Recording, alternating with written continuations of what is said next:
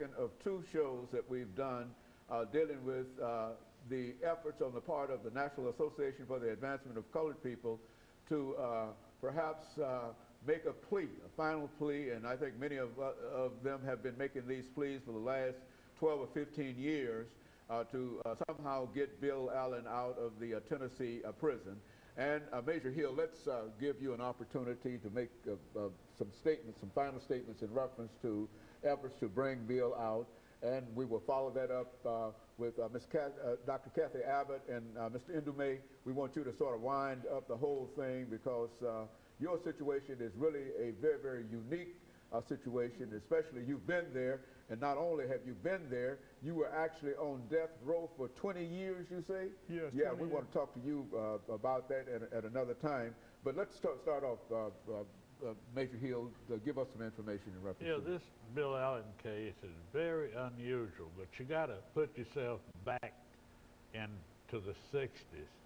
The whole community was fearful then. Paranoia was running wild in the white community. They thought that black people were going to take over the neighborhood. Inflammatory statements by the news media and television, and it had Nashville in a state where it could have just blown over. And people were fearful. The police department was fearful. And when they'd send them out at night, they wanted to investigate anything that looked unusual. And so they would stop a car with 4 or 5 blacks in it, thinking that maybe this is the big break. You know, the conditions back then were terrible on both sides. You know, fear was running rampant. And around the college campuses, and I say we, I was one of the people, we were very fearful of things going on that we didn't know about. You know, so situations brought that about, but it has nothing to do with the man we're talking about today. He has served time. You know, they let other people out of prison who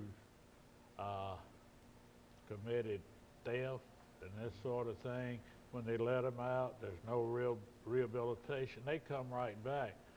But a person accused of a crime like Bill, they're not repeat people because deep down they're not criminals. I met Bill about 6 years ago, and since that time we've communicated every week, and I find him to be a fine, upstanding young man that could contribute something to the community. You know, a person that takes a leadership in a prison and other prisoners go to him for advice and stuff, why not bring that man out? Because he's not a danger to the community. Right. You know, he's maintained a decorum that a lot of people couldn't have done and keep the attitude he has. And that attitude is infectious. It goes to the people that he meets and associates with. I hope to God that people forget politics and look at the justice side of that and let him come out and be of service to the total community. Very good. Dr. Abbott, any statements in reference to what Major Hill has said? Well, I have a couple of things. I was very impressed as well, as we've all said, with Bill. He has also been a father to his 2 sons who have visited him regularly in prison. He and his wife have been every weekend for all the time that he's been there. The boys have been raised, they've been disciplined, they've been encouraged, they've been everything that a father could do in the time that was allotted to him, they did. One of the sons has graduated from college, the other is working. But they're fine men, and it's a fine family. Another thing that I found in my research was that one of the privileges and the powers of being a governor is the ability to exercise not only justice but mercy.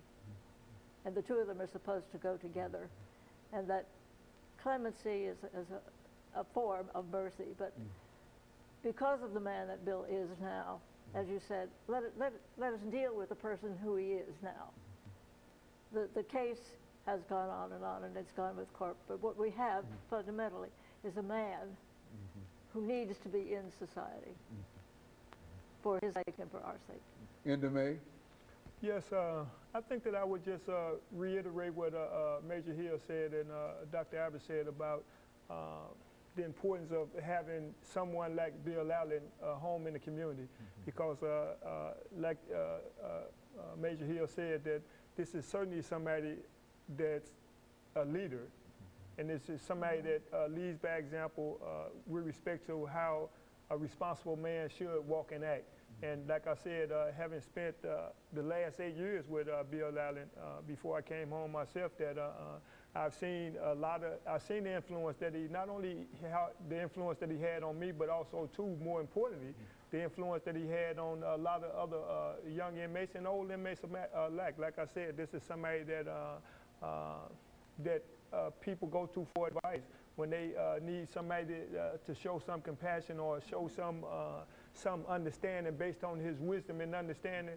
He's certainly one of those people in the prison system that that not only inmates go to, but also to he get sound advice to officers as well too. I think that the same effect that he actually has inside the prison in terms of having this calming effect, in terms of being able to create a safe environment. I mean, prison is a dangerous environment, but when you have somebody like Bill Allen and inside, that actually has a common effect, and the same effect that he has inside, I know he would have the same effect outside, because it's, I think, in part, some of the stuff that you actually see going on with our children out here is because the reality is racism and the politics, like Major Hill said, that what happens is that because the prison industry then became what it is, an industry, you have certain people sitting up projecting their future profits on our children that's in the 2nd and the 3rd grade based on some of their reading scores. So they already trying to plan a prison cell for them.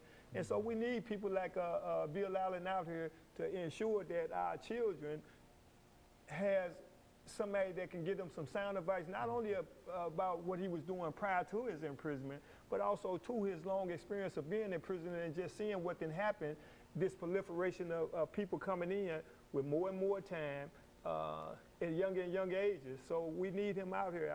We're gonna work hard and continue to work hard until we bring him home. We need him. I think the final word here, if I may have it, is to simply say that I think we might have a very, very unique kind of situation in which it is believed by the prison system that they need him there more than we need him out here. Now, that's a terrible thing to say when we're talking about trying to get mercy and clemency and et cetera for him. But I think it might be the conclusion on the part, and from everything that you've said about him, everything that everybody else has said about him, that's about the only conclusion that you could come to. It might be racism and all of those other things, but considering all of the conditions that you find in prison, and you've got a stabilizing influence of one individual who has the kind of impact that he is having on the prison system, if I were the warden, I don't think that I'd be willing to let him go either. And that's a terrible thing to say, and we say it for clemency. I've been working with it for the last 15 or 16 years, and I feel that I've been in prison as long as Bill is in prison. And but I think he's having such a tremendous impact upon the prison system itself. But for that reason alone, he ought to be allowed to leave the prison in these last years. And of course, let me encourage our audience to tune in again next week for another informative edition of Comments. Thank you and good morning.